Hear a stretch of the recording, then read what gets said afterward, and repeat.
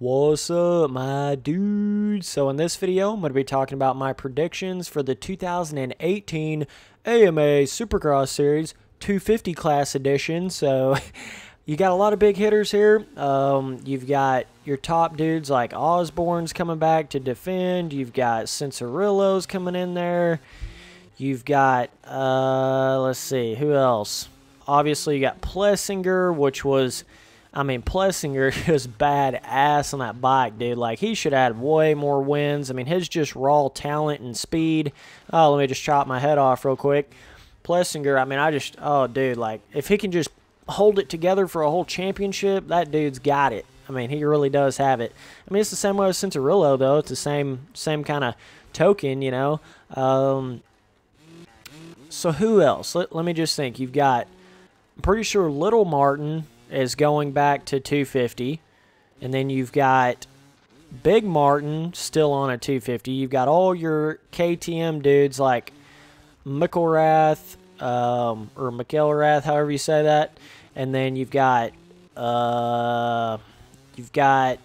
Justin Hill, which is on JGR Suzuki 250 defending, which is kind of weird. Can't believe he left Kawasaki after he won a championship. A bit bizarre, but we'll see how that turns out. Let's see, who else? I'm probably forgetting some major names here. Davalos, however you say that. God, all their names. He's coming back on the pro circuit again. What the fuck? Oh, man. That Davalos... I can't believe he's even still allowed to ride in the 250 class. Like, I honestly can't believe that. Dude's wicked. Like, I'm not trying to take anything away from him. He's wicked. He's just had some...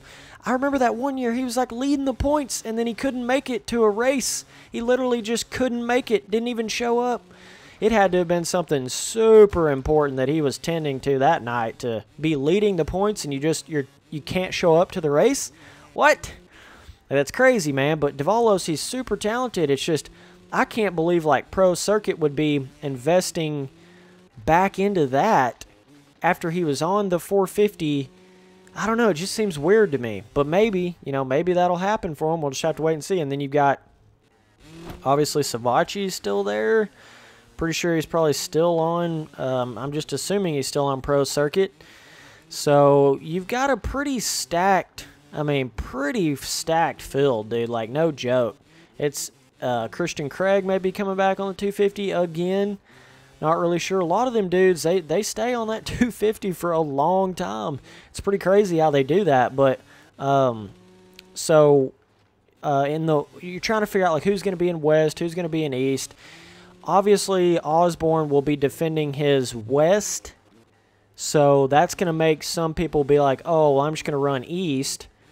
But the flip side of that is like if everyone thinks that way, then the West is actually not going to be that hard if Osborne's the only top dude in there. You know what I mean? If they're all like, oh, dude, we need to run East because Osborne's in West, then the West will actually end up being more easy.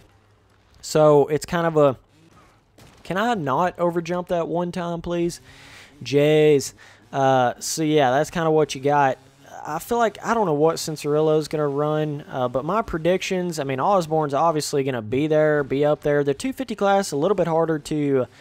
sort of judge because they have so many lower amounts of races that it's like, just really any little mistake from any of those top dudes and it's over, In a sense, like the 250 class is almost harder to win in a championship scenario than the 450 class in a certain sense. Now, when you look at it in the fact that the 450 class is all like basically 15 dudes that have all won 250 championships versus like all your random dudes in the 250 class. Bunches of those just haven't won any championships or anything.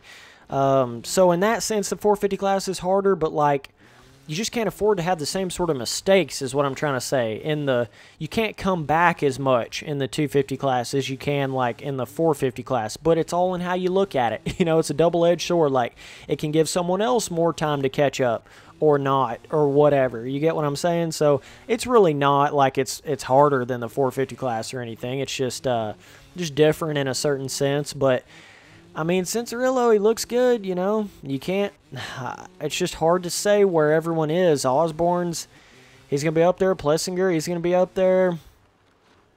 Justin Hill, I'm sure. I don't know how he's going to do on that new bike. I'm iffy on that. You know, I don't think he's just going to come out swinging like he was on that Kawasaki Pro Circuit, but we'll just have to wait and see on that. And then some of your other dudes, I mean, I know McElrath, he actually was doing really good at the beginning of the 250 class last season. And so we'll have to wait and see what happens on that side, on all the KTMs and stuff. And then obviously, you know, Jeremy Martin, he's wicked, bad to the bone, needs to win a 250 Supercross title. Isn't it weird how he's won? How many 250 outdoors titles did he win? 2, I think, something like that. And he's still, they're like treating him like he's never won a 250 title at all. Supercross has a weird way of just boosting them to that level, you know. Like if you win a Supercross title, you're basically, I wouldn't say guaranteed a 450 ride, but you got a way better chance of being on that 450 if you win a Supercross title than winning like an outdoor title. The best way to do it is get both titles, then you're basically pretty much set in stone guaranteed, but it's just kind of bizarre. Like, you know, Martin's won 2 outdoor 250 titles. Like, why is he not? He should have stayed on that Yamaha, by the way. That Star 250 Yamaha. I know that, you know, he was thinking about going 450, then they made the 450 class for Webb. But still, I think he just would have been way better off staying on that Star 250 Yamaha instead of going to the Honda like he did. But I really can't talk shit. I mean, look how good he did in Daytona on a 450, like first 450 ride ever, I think, maybe, in a Supercross race. And he did all that. He got second, nearly won the damn Daytona race on a Honda on a 450. That dude is just wicked in outdoor type environments. But, I mean, my predictions, I think it's Cincerillo's time.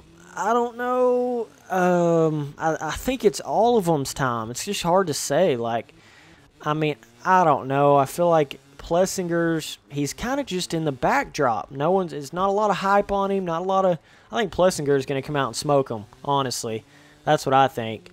Then you've got, maybe Martin will do it, you know, on the other coast or whatever. Something like that might happen. But Cincerillo, I mean, I think he's going to be there. He's going to be strong. He's coming back around. You know, it's coming back towards his time. But, yeah, man, that's kind of my opinion on it. There's a lot of crazy new things like the Triple Crown and the different formats and all that stuff that's going to go down. So it's going to be weird for everybody at first. But I think once they get it going, first couple rounds, then it'll be a lot better. But, yeah, so it'll be fun to watch. I know it's coming up really soon. So either way, I appreciate you guys watching all the videos. Later, dudes.